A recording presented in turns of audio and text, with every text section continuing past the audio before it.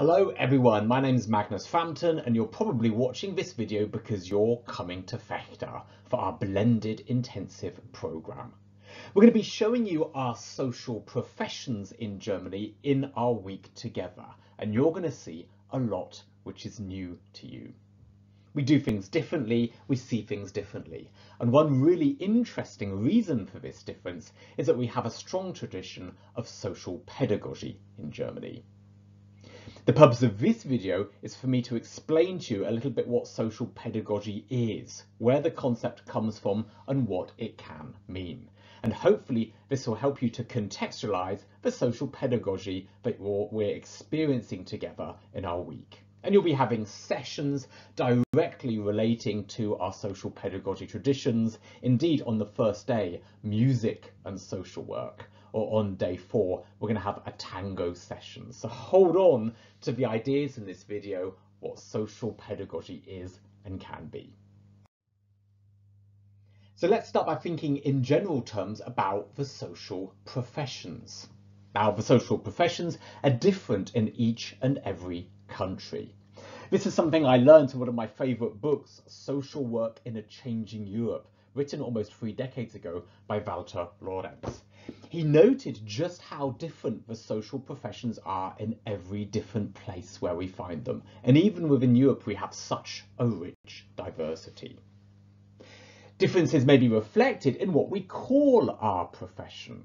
So Anglo-Saxons often like the expression social work, but in Germany, a term like social pedagogy may be just as natural.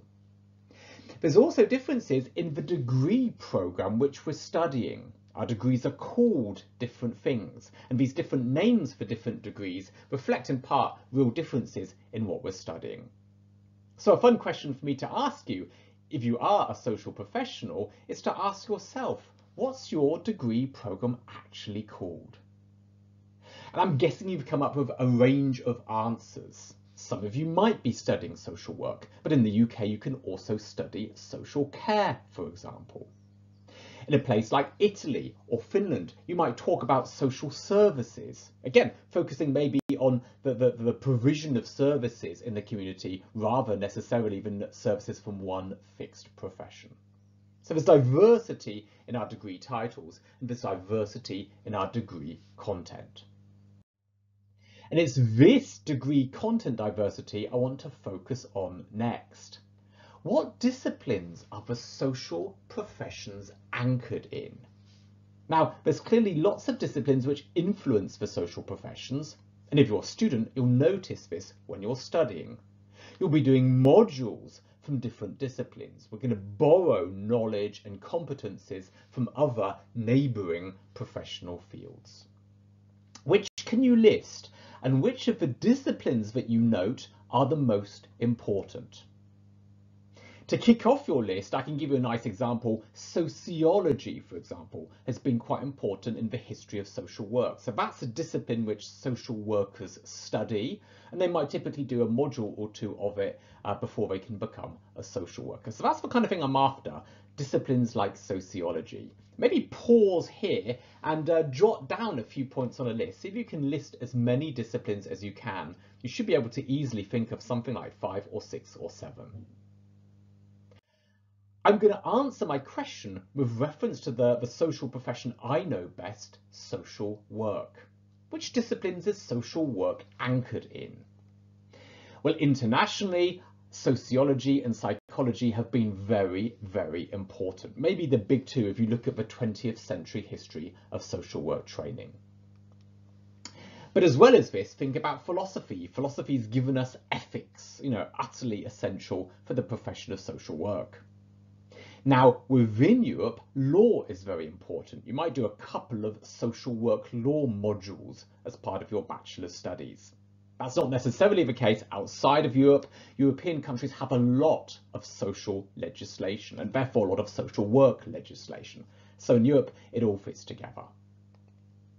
What about social policy? We have to understand how our country's social policy works because social work is one part, one application of that social policy.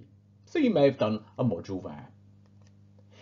In the Anglo-Saxon countries, we have a strong orientation on medicine. It's really influenced our thinking, it's influenced our ideas, it's even influenced our terminology from social diagnosis 100 years ago to evidence-based practice today. Think how much of our jargon we steal from medicine. Now this is interesting because medicine has had a much weaker influence on the German social professions. And interestingly, German native speakers have a different orientation point, a different key discipline that shaped their social disciplines. What am I thinking of? I'm thinking of pedagogy, I'm thinking of education. The words are often used as synonyms in German. Germans also call it Erziehungswissenschaft. And a particular branch of this Erziehungswissenschaft, this pedagogy, has been particularly key to understanding the social professions in Germany. I'm talking about our topic in this video, social pedagogy itself. So let's move on now, and the next thing we have to do is to define this concept of social pedagogy. What is it exactly? Do you even know this term? It's become profiled in the UK in recent decades, but it was quite unknown in the 20th century, and maybe you don't even have it in your own country. What is social pedagogy? What is it exactly? If you want to, you can stop and actually put a few words onto paper. Certainly if you're vaguely familiar with the term, you should be able to capture a bit of what it is. But if it's new to you, let me simply jump in with some definitions that I found online. Just as Brits have their Oxford English Dictionary, Germans have their Duden, and this is a nice source for a rather spontaneous definition, which actually I like a lot. Now I've translated this in my own words from the German, and it says, translated word for word, branch of pedagogy, dealing with the raising or the education of individuals outside of school and family contexts. Why are these individuals being raised? For the community and for social responsibility. What do you think of this definition? What's interesting about it? Feel free to pause here and stare at it and ask yourself, how do I find this? Why is it interesting? Well, this is a very, very big question which we can't answer here, but I'd like to highlight the aims of social pedagogy which are in this definition. We're preparing the person for community life, and we're preparing the person for social responsibility. So it's somehow about being a member of the community, about being maybe a citizen in society. Maybe this is a social citizenship based idea, binding pedagogy and social work together. So I think it's a very nice starting point. Where else can I look if I'm feeling lazy? Hey guys, you're reading my mind, aren't you? Of course, I zoomed in on Wikipedia, once again in the German, so I was translating rather word for word from the German, and this has been about on Wikipedia for about 2 years now, and I've checked it recently and it hasn't changed much. Social pedagogy describes a branch of the science or disciplines of child raising, education, and welfare state intervention. Social pedagogy attempts to strengthen the sense of responsibility of the individual and thus their independent interactions in general life situations in society. It enables the individual to participate in societal and public life. So once again, a rather loose translation from that German original. And once again, I think an interesting definition, and we've got recurrent themes in these two definitions, haven't we? This is also about responsibility, social responsibility for oneself as an adult citizen in society, and preparing somebody for that social responsibility or strengthening it if the person is already an adult. And again, you've got that context of society. In the first definition, we had community. Here you have in society. It's for preparing people for life in society. So having had a couple of fairly contemporary definitions, it's nice to go back and to actually trace these terms, these words, back to their roots. Social pedagogue. Let's think about the etymology for a moment. One of my favourite English language resources is the Online Etymology Dictionary, a really lovely site which I'm often clicking on. And according to them, the English word social comes from the 1560s as living with others. And it came into English from the French. And into the French from the Latin, of course, meaning of or pertaining to society as a natural condition of human life. So that's a word which I'm fond of, maybe because I'm a social worker. The term pedagogy also goes back centuries to the late 14th century schoolmaster teacher from the Old French pedagogue. But that word in turn comes from the Latin and then in turn right back to the Greek. Okay, so we can trace this to the Greek pedagogus, a slave who escorts boys to school and generally supervises them. So very well, when we're talking about pedagogues, we're actually speaking ancient Greek. How did this word come into its modern form? Well, putting these two separate words together, that happened in Germany something like 170 years ago. And it happened by a gentleman called Karl Marger. He coined the term Sozialpädagogik, written in a different way to how we would write it today, in 1844. And all I know about this is taken from one lovely book by Cronin, written in 1980. He was retracing the roots of this word, and he was discovering when it was first used. It's a lovely little booklet. If you can read German, I can thoroughly recommend it. Now, the idea that Marger had was actually that all education and child raising in our society back then in 1844 had to be social in some sense. In other words, social pedagogy was an umbrella term for all of education, all of child raising. Those fields together were all one big area, and it was Marger that didn't call it pedagogy, but rather social pedagogy. So we're really stressing the social dimension of education here, the social dimension of teaching and learning. In other words, its context in community life. Marger was considering child raising, and I'm quoting Cronin here, in der Gesellschaft, durch die Gesellschaft, für die Gesellschaft. So child raising in society, for that society, by that society. So really fascinating original usage, a spectacularly broad usage. In a sense, Marger is saying all of our learning, all of our education is actually social education. And again, if you're an Anglo-Saxon, if you come from a British or an American background, that's quite an interesting idea. We would see education as being acquiring skills, learning for ourselves. And Marger is saying, no, hey, this is to be understood in a social context. Our learning is, by definition, social learning. Something really interesting happened in Germany in the course of the next 100 years. After a fairly slow start within the 19th century, the word social pedagogy began to be used more and more and more. And by the late 19th century and the early 20th century, we had some first really substantial theories. Natorp can be cited here.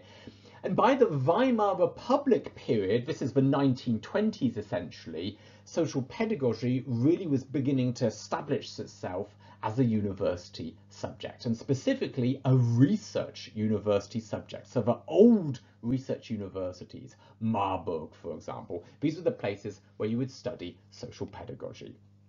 And the teachers were philosopher pedagogues.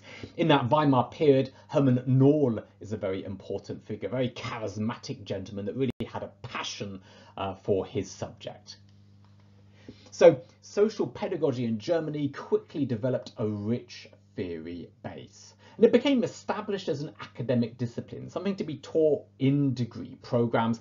You could even do your doctorate in it. Now, this is interesting because when I came to Germany, you couldn't do a doctorate in social work. If a social worker wanted to get a PhD, they had to switch to social pedagogy to do their PhD at the university. So quite fascinating institutional aspect of social pedagogy in the German education system. The consequence of this was that social pedagogy dominated over social work in the 20th century. So an interesting relationship between these two professions. In a sense, social pedagogy was the more important one. So the consequence of this, the German caring professions were dominated by educational perspectives. When I came to Germany 20 years ago, my Anglo-Saxon idea of social work being about case management, supporting people, controlling people, lots of my German friends and colleagues would have found that quite exotic and quite bizarre. For them, it was about learning, it was about pedagogic experiences. In children's services, those fields were seen as being educational fields. So the childcare system, the looked after children system, youth work, nurseries, in the German logic, this all belonged together as one big discipline.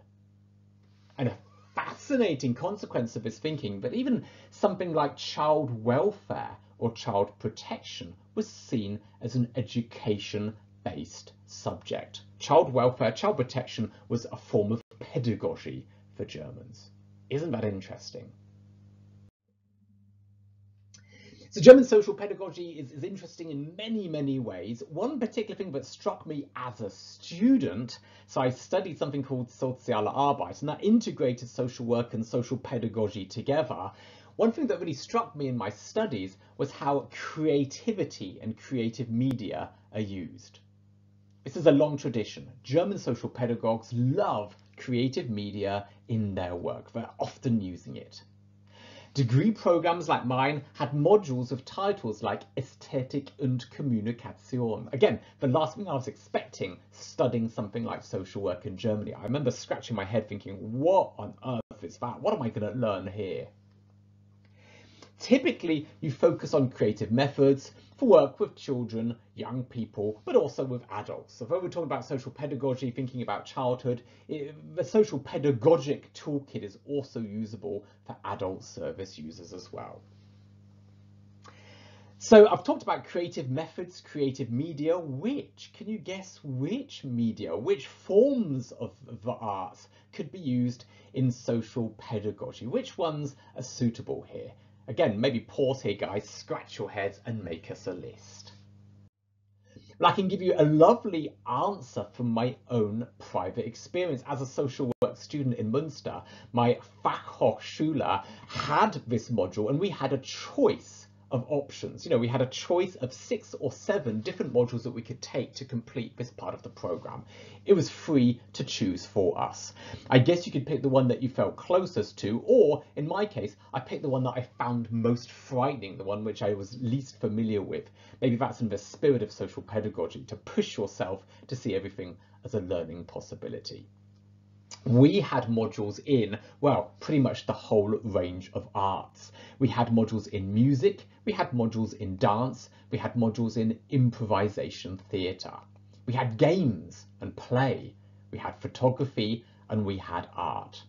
Now, other colleagues in other parts of our studies did separate modules in other areas. We can add to this list. 2 of my colleagues were very interested in hip hop, for example. You could do creative writing. That would also be a suitable art form. And we also have filmmaking, again with technology, back when I was a student, which was quite new at the time.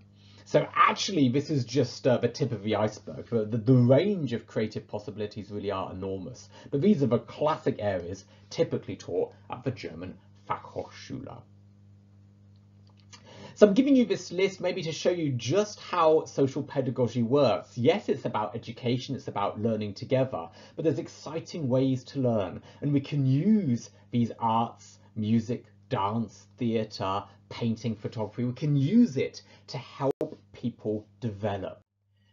And this leads to my last question, why? What is the point of using creative methods in social pedagogy? What exactly are our clients, the people we're working with, going to get out of this? So this is my last question, which I'm posing to you. What do we get from social pedagogy using creative media?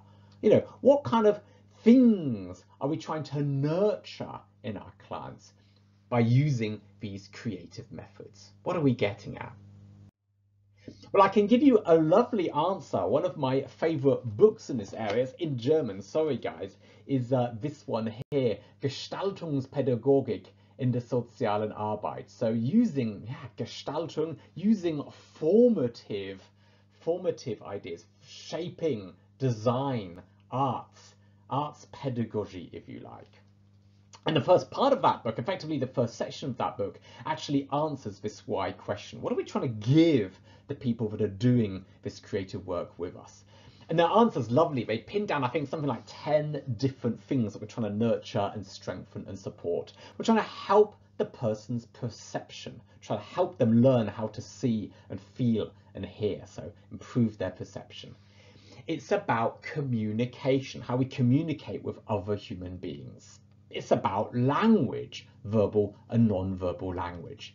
It's about shaping, forming, making, that lovely German word gestalten. Gestalt makes you think of Gestalt therapy, doesn't it?